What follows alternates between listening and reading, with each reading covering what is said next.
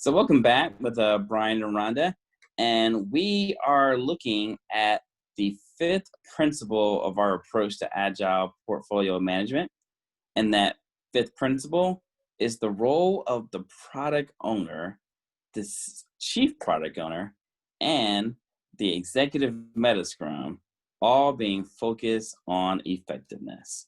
So let's talk about a little bit about what we mean by this.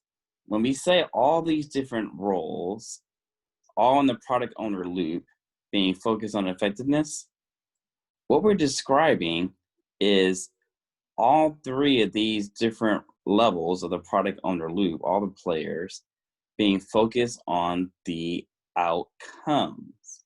We've talked about effectiveness versus efficiency in past videos, and that effectiveness is all based upon choosing the right things to do. And so we measure our effectiveness, the right thing to do, are all based upon what are the benefits, what are the outcomes that we want to deliver to our customers and to achieve the actual goals, outcomes from our strategy. So that's what we're focused on. Rhonda, what are your thoughts on this? Right. So again, our whole breakdown structure is based on outcomes. So it is related to everyone who's part of that product owner role. They should all be focused on those outcomes. And so this is a different spin on what is the responsibility of those folks. And this might be catching some people by surprise, but what we're saying is that one of the major responsibilities that these folks have is to ensure that the outcomes are delivered. Now, in an earlier video, we actually discussed sort of the underlying components of the outcome. And we actually talked about how the outcome drives the approach, the strategy that you're using to obtain it. And with our new focus on effectiveness, we're saying that those roles, the chief product owner, EMS, the product owner, they should be focused on describing the outcome, one, but then also describing what approach are we going to use to achieve that outcome.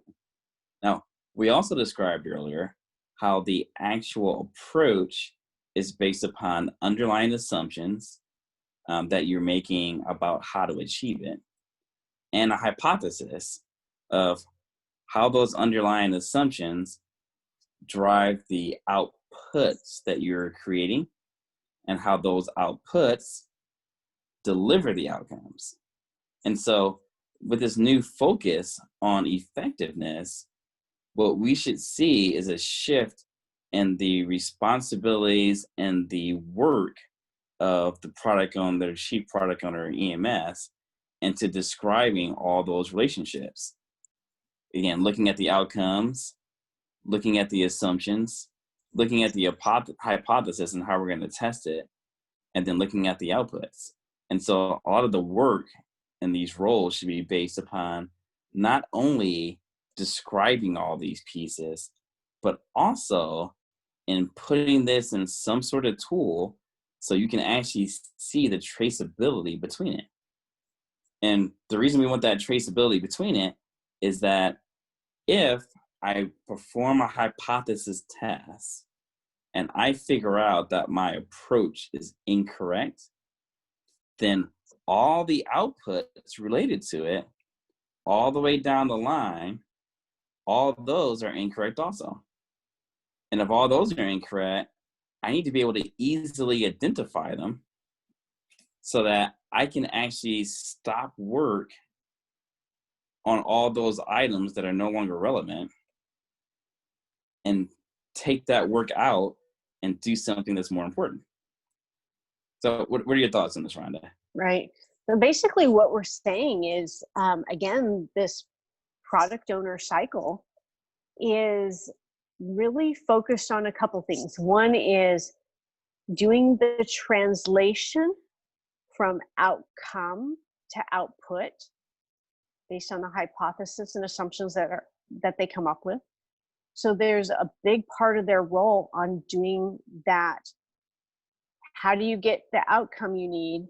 Translating that into the work that needs to be done. And then once that feedback loop of the data starts coming in, doing the analysis to see, is it proving out to be true or is it proving out to be false, and making the appropriate adjustments.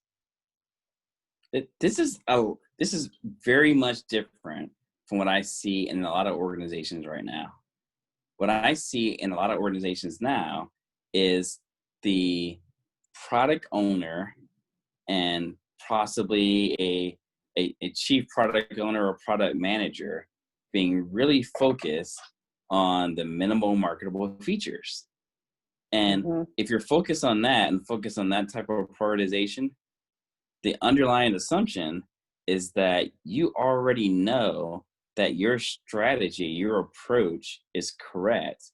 So you're just trying to build out the outputs as fast as possible. But what we're actually suggesting is a big switch from this. We're saying, hey, there's a lot of underlying assumptions that you're using to create your approach and to create your strategy. And if your strategy is incorrect, then everything related to it is incorrect. So you're doing the wrong things. So you need to figure out as fast as possible whether or not your approach needs to change. Don't pick out just trying to build out the minimal marketable feature, because that might not be the most essential piece to your strategy. Figure out what is the most essential piece. And you should actually probably prioritize by the negative impact it'll have if it's incorrect, and the likelihood that one of your assumptions is incorrect. You should probably prioritize those and then run the experiments to constantly figure out what tests you're going to do for your hypotheses, which one's most important, and build out that stuff first to test out your hypotheses. That completely changes your sprint goals and the scale sprint goals you're going to have when multiple teams are working on the same item. What are your thoughts, Rhonda? Right. I agree, absolutely. And portfolio management is needed because as you mentioned, Brian, as this input is coming back in and decisions are being made and pivots are being made, there needs to be management around it so that if something at a higher level changes, everything underneath of it has to pivot also. And who's managing that? How is it being managed to ensure that the alignment is maintained as decisions are made through the whole entire process? So keeping that alignment is critical, because as soon as something's not aligned, that means there's waste happening. And I'm going to argue that if you're in one of these roles, you're in the EMS or you're a chief product owner or product owner, if you are not making sure to have this type of traceability inside of some tool where you can easily report on what changed, what things are right, and what things need to change, I don't see how you can maintain that alignment. I just can't see it. Absolutely. I think this is this might shock some folks out there, Brian, but I think it's a hugely important point, and making sure that the organization is really focused on being effective, focused on those outcomes, has to be first and foremost. The traditional prioritization of the checkbox of things that need to be done just doesn't work anymore. That's a big shocker. Well, I think with that, we will end today's session and kind of leave with that. Now, again, if you're not doing this, you're probably not going to get the results that you need to actually achieve. And we'll pick this up next session as we discuss our next topic.